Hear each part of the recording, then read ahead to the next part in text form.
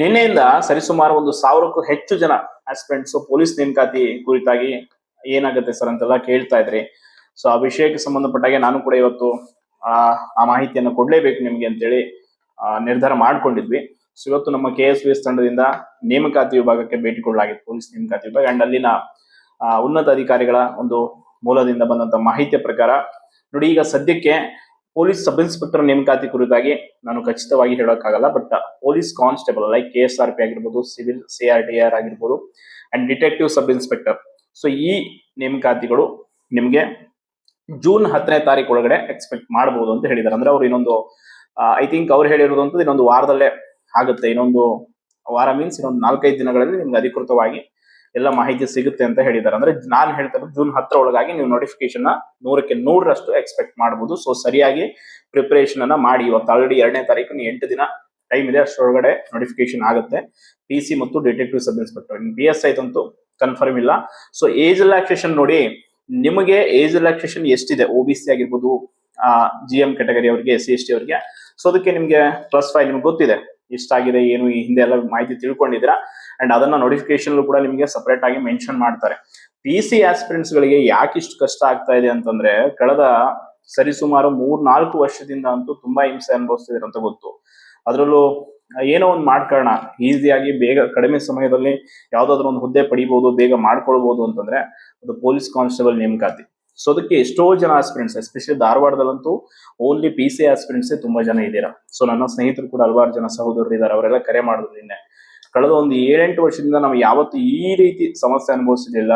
ತುಂಬಾ ಸಮಸ್ಯೆ ಆಗ್ತಾ ಇದೆ. ಕೆಲ್ಸಕ್ಕೆ ಹೋಗೋ ಪರಿಸ್ಥಿತಿ ಇದೆ. ಇನ್ ಕೇಸ್ ಕೆಲ್ಸಕ್ಕೆ ಜಾಯ್ನ್ ಆದ್ರೆ ಎಲ್ಲಿ ನೋಟಿಫಿಕೇಶನ್ ಆದ್ರೆ ಮತ್ತೆ ಬಿಟ್ಟು ಬರಬೇಕು ಅನ್ನೋ ಭಯ.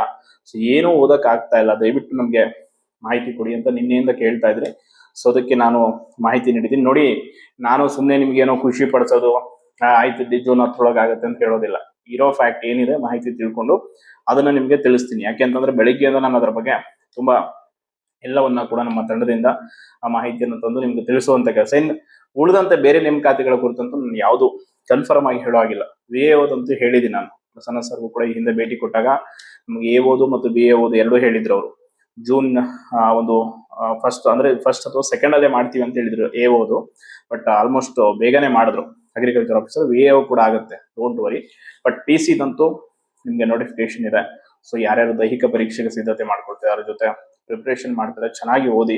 ಅಂಡ್ KSRP ಆಗಿರ್ಬೋದು. ಮತ್ತೆ ಇನ್ನೊಂದು ಇಂಪಾರ್ಟೆಂಟ್ ಅಂತಂದ್ರೆ KEA ನಡೆಸುತ್ತಾ, ಅದು ನೋಡಿ, KEA ನಡೆಸೋದು 100% ಯಾವುದು ಕನ್ಫರ್ಮ್ ಇಲ್ಲ. KSP ಇಂದಾನೆ ನೋಟಿಫಿಕೇಶನ್ ಆಗುತ್ತೆ, KSP ಇಂದಾನೆ ಆಗ್ಬೇಕು ಕೂಡ. KEA ಅವ್ರು ನಡೆಸಿದ್ರೆ ಗೊತ್ತಲ್ಲ ಕ್ವಶನ್ ಪೇಪರ್ ಯಾವ ರೀತಿ ಬರುತ್ತೆ ಅಂತ. ಇಷ್ಟು ದಿನ ನೀವು ಓದಿರುವಂತ ಪ್ಯಾಟರ್ನ್ ಈ ಬರೋ ಕ್ವಶನ್ ಪೇಪರ್ ಮತ್ತೆ ಅಜಗಜಾಂತರ. ಅಂಡ್ ಒಂದು ಎಲ್ಲ ಸೇರಿಸಿ ಒಂದೇ ಎಕ್ಸಾಮ್ ಮಾಡ್ತಾರೆ, ಅದು ಯಾವುದೂ ಇಲ್ಲ. ಆ ರೀತಿ ಮಾಡೋಕೆ ನಾವು ಕಂಪ್ಲೀಟ್ ಆಗಿ ವಿರೋಧವಾಗಿದ್ದೀವಿ. ಯಾಕೆ ಅಂತಂದ್ರೆ, ಏನೋ ಈಗ ಬಹಳ ವರ್ಷಗಳ ಮೇಲೆ ನೋಟಿಫಿಕೇಶನ್ ಆಗಿದೆ, ಏನೋ ಒಂದು ಅವಕಾಶ ಇದೆ.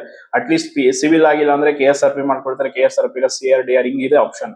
ಎಲ್ಲ ಸೇರಿಸಿ ಒಂದೇ ಎಕ್ಸಾಮ್ ಮಾಡೋದು ಎಲ್ಲಿಗೂ ಹೋಗ್ಬೇಕು ಎಲ್ಲ ಆಸ್ಪಿರೆಂಟ್ಸ್. ನೋಟಿಫಿಕೇಶನ್ ಇಲ್ಲದೆ ಮೊದಲೇ ಕಂಗಾಲಾಗಿ ಹೋಗಿದ್ದಾರೆ. ಇನ್ ಮತ್ತೆ KEA ಅವ್ರಿಗೆ ಕೊಡ್ತಾರೆ. KEA ಕೊಡಕ್ಕೆ ಏನಲ್ಲ, ಏನ್ KEA ಪೊಲೀಸ್ ಕಾನ್ಸ್ಟೇಬಲ್ ಏನ್ ಹಗರಣ ಆಗಿದೆ? ಈ ಹಿಂದೆ ಆದ್ರೆ PSI ನೇಮಕಾತಿಯಲ್ಲಿ ಹಗರಣ ಆಗಿತ್ತು, ಸೊ ಅಕ್ರಮ ಆಗಿತ್ತು, ಅದನ್ನ ಕೋರ್ಟ್ ಮೂಲಕ KEA ಅವರು ಕೊಟ್ರು.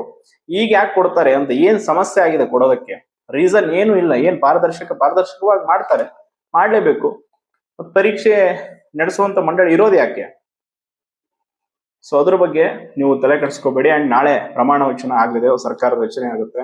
ಅಂಡ್ ಗೃಹ ಸಚಿವರ ನೇಮಕ ಕೂಡ ಆಗುತ್ತೆ. ಗೃಹ ಸಚಿವರು ಆಲ್ಮೋಸ್ಟ್ ಪ್ರಿಯಾಂಕ್ ಖರ್ಗೆ ಅವರು ಆಗ್ತಾರೆ ಅನ್ನುವಂತ ಒಂದು ಮಾಹಿತಿ ಇದೆ. ಸೊ ನೋಡೋಣ ಅದೇನಾಗುತ್ತೆ. ಒಟ್ನಲ್ಲಿ ಬದಲಾವಣೆ ಆಗೋ ಸಾಧ್ಯತೆ ಅಂತೂ ಇದೆ ಅಂತೆ.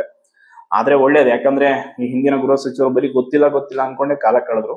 ಬಟ್ ಹೊಸದಾಗಿ ಬರುವಂತ ಸಚಿವರು ಒಳ್ಳೆ ಕೆಲಸಗಳನ್ನ ಮಾಡ್ತಾರೆ ಅನ್ನುವಂತ ಭರವಸೆ ಇದೆ. ಅಂಡ್ ಇವತ್ತು ಕೂಡ ನಾವು ಅಷ್ಟೇ ಮಾನ್ಯ ನಮ್ಮ ಆತ್ಮೀಯರಾದಂತ ಸೂರ್ಯ ಮುಕುಂದರಾಜ್ ಸರ್ ಮೂಲಕ DK ಶಿವಕುಮಾರ್ ಸರ್ಗೆ ಒಂದು ಅಭಿನಂದನೆಗಳನ್ನು ಸಲ್ಲಿಸಿದೀವಿ. ಸೊ ಸಾಧ್ಯವಾದಷ್ಟು ಬೇಗ ಇನ್ನೇನು ಅವರು ಪ್ರಮಾಣ ವಚನ ಸ್ವೀಕರಿಸಿದಾದ್ಮೇಲೆ ಒಂದು ಬಾರಿ ನಮ್ಮ KSVS ತಂಡದಿಂದ ಅವ್ರನ್ನ ಭೇಟಿಯಾಗಿ ಅವರಿಗೆ ಅಭಿನಂದನೆ ಸಲ್ಲಿಸಿ, ಸೊ ನೇಮಕಾತಿ ಕುರಿತಂತೆ ಏನು 56,432 ಹುದ್ದೆಗಳ ಭರ್ತಿಗೆ ಈ ಹಿಂದಿನ ಮುಖ್ಯಮಂತ್ರಿ ಅವರು ಹೇಳಿ ಹೋಗಿದ್ರು, ಸೊ ಅದನ್ನ ನೀವು ಮುಂದುವರಿಸಿ ಅಂತೇಳಿ ಅವರಿಗೆ ನಾವು ಮನವಿ ಮಾಡ್ಕೊಳ್ತೀವಿ. ಒಟ್ಟಾರೆ ಪೊಲೀಸ್ ಕಾನ್ಸ್ಟೇಬಲ್ ಹುದ್ದೆ ಆಕಾಂಕ್ಷಿಗಳು ಯಾರೇ ಇದ್ರ, ದಯವಿಟ್ಟು ಯಾರೋ ಧೃತಿಗೆಡಬೇಡಿ, ಧೈರ್ಯ ಕಳ್ಕೊಬೇಡಿ, ಓದಿ ಚೆನ್ನಾಗಿ.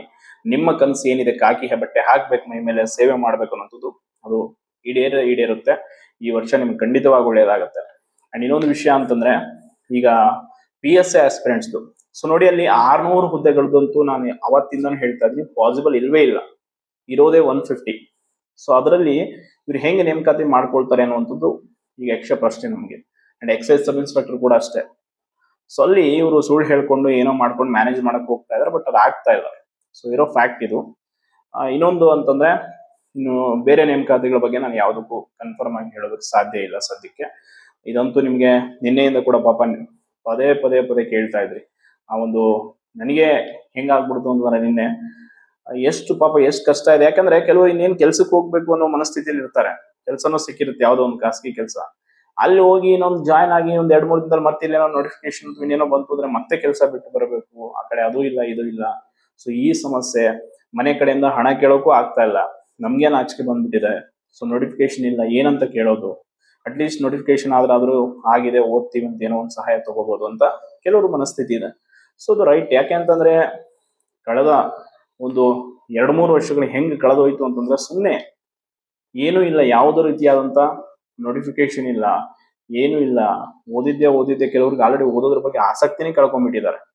ಸೊ ಇಂಥ ಸಿಚುವೇಶನ್ ಎದುರಾಗಿದೆ.